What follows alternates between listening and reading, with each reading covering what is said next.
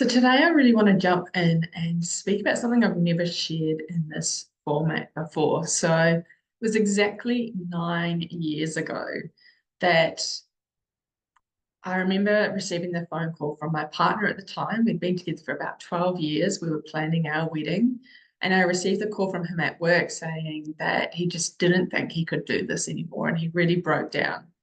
And I remember thinking, what the hell? Like completely blindsided, really was not seeing this coming. And it really shook me. And I was really at not a great place at the time. I had spent the last 12 months with unexplained seizures happening. Had been on a health journey. I had been struggling with my mental health. And I really was just like, what the hell? Like this on top of everything else, like and hindsight is a wonderful gift. That was one of my greatest blessings in my life, but it did not look pretty at the time. It was very deep down comfortable. It was very much my rock bottom. And so we ended up cancelling our wedding and deciding that what we both needed was to spend a bit of time really going within, figuring out who we are, what we really wanted, what made each of us happy individually before we were ever going to be able to repair the relationship. And so I really invested, very deeply for 12 months in myself and therapy and learning all of these different modalities and really uncovering and getting curious about what makes me happy, what brings me to life. And I was very quickly made privy to all of the places that I had been hiding. I had been watering myself down. I had been not using my voice and speaking up for what I wanted, what I desired. And none of this was, a conscious thought. It was just the patterns that were playing out at the stage in our lives, right? So we called off the wedding and I decided to deeply tune into what is it? What is it that I deeply need right now? What is the medicine for me? And I remember having a vision board on the wall in my dining room, and I had put up there a picture of India and somebody's retreat to India. And I made some calls and I found out that there was a retreat in India happening in just a few weeks' time. I'd never been on retreat before, but I felt this call that this was when I was going to be getting married. That was no longer happening. So instead, I wanted to do something deeply for me, something that felt truly authentic to my heart, that felt like a real commitment to who I am and what brings me to life and, where my intuition was leading me. So I booked a ticket and I went to India and I dedicated that trip to myself, which was the first time I had ever felt like I truly did something purely just for me. I didn't ask anyone what they thought. I didn't even tell my family until after I had booked my ticket. And I packed my bag and I went to India, and it was amazing. But the reason it was amazing was because of the energy that I came from when I made that choice for myself. When I said, I'm going to choose myself, I'm going to go and marry myself in India instead and see what that happens like. See what that is a catalyst for.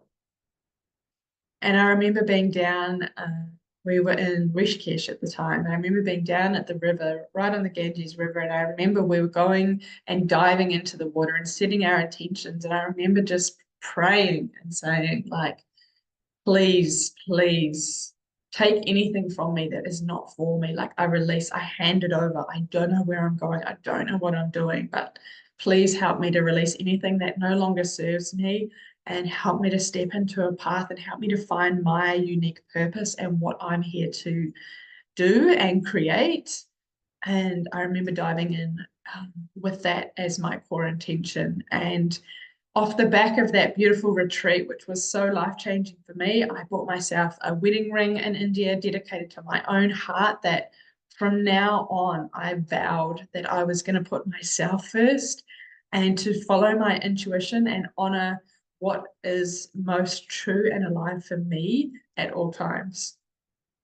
So I came home from that trip and I invested in going on the path of deep therapy, going to lots of self-development workshops, binge reading self-help books, and just really diving in and getting to know myself and uncovering and dislodging all of these layers of conditioning that I had that were contributing to the lack of self-love that I had, the lack of self-confidence, and all of those things. So it was about 12 months of dedicating to that path of growing my own sense of self and my self-confidence and power again, that I then came to the choice that, you know, this relationship isn't able to meet me in that any longer. And it was just simply we had drifted too far apart. Our paths were going in completely different directions. And so from that point forward, we were able to make the sovereign choice that this is no longer in alignment. You know, like we've spent 12 years together, but like we need to go our separate ways here. So we did that, and there was a grieving process, and you know, all of the logistics of moving out and separating all of our things.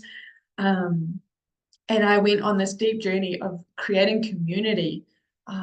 For me, that came through self-development, through Reiki, through finding other like-minded people who were on a sort of spiritual wavelength or a spiritual path.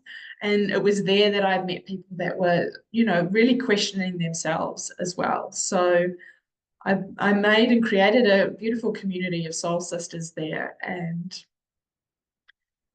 went on this journey of creating my own home, my own space, and really having no influence around me around, you know, the decisions that I should be making. And I felt the best I had felt in ages. I'd been painting, I had been super creative, I had loads of friends, and I was just feeling like the best version of myself. And I then decided to create an Indian retreat, or I co-hosted that, where I took some women with me, and we went back and I did the same retreat, but this time through the lens of the facilitator, which was super interesting. Love India, love running retreats. And when I came, well, around that same time actually that I was running that retreat, I actually decided to start dating. And that was where I met my now partner, Craig.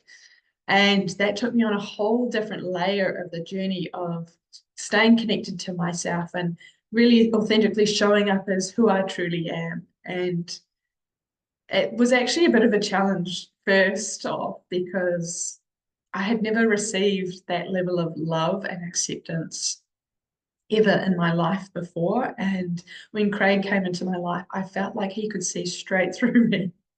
I felt like there was nowhere to hide. I was the most vulnerable and tender that I had been after having been through such, you know, a tender and vulnerable heartbreak and process. So that part of my heart awakening journey was really about opening up and allowing myself to receive love from someone who was so willing to give it to me without needing to chase or effort or anything, which had been my previous kind of go-to pattern before.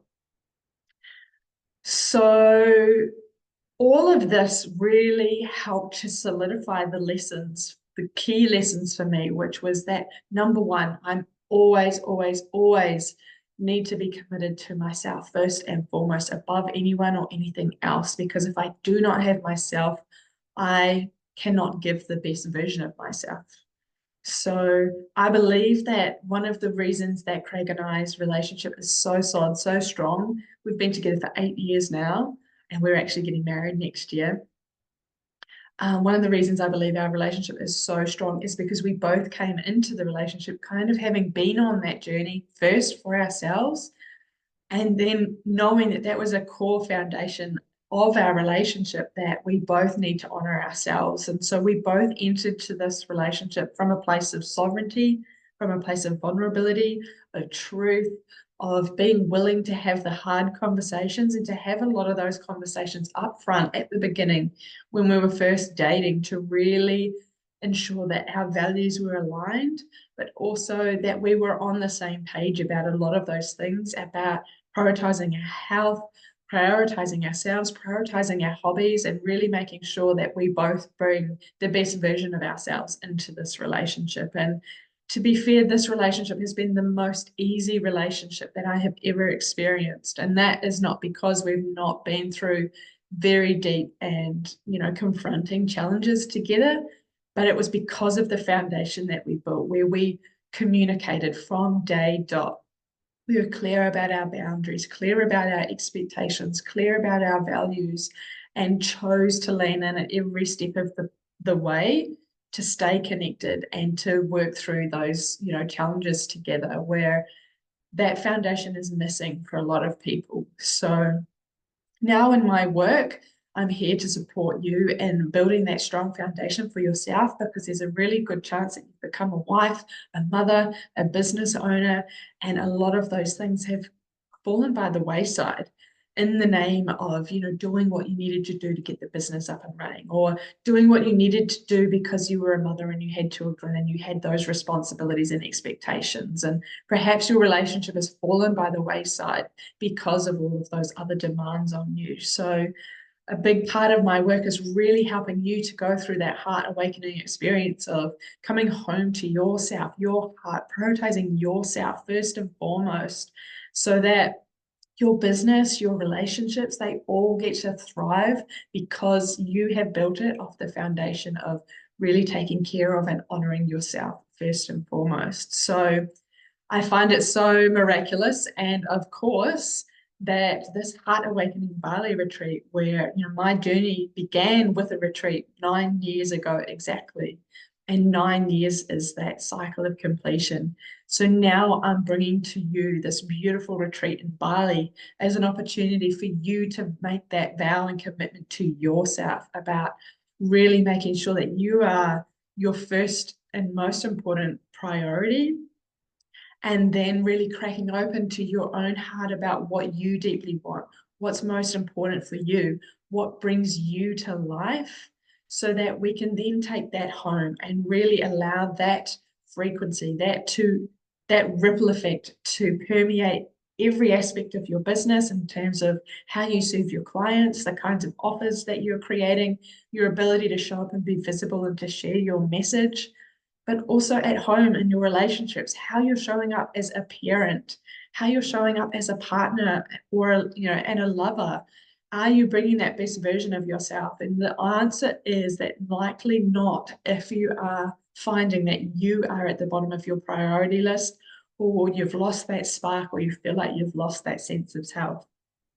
So if that is you, if you think, oh my goodness, she's speaking to my soul, then absolutely send me a DM. I would love to take this heart awakening journey with you to help you really reclaim what makes you feel most alive, and to really make that vow to yourself that even when your business is growing and expanding, you are the foundation every single time.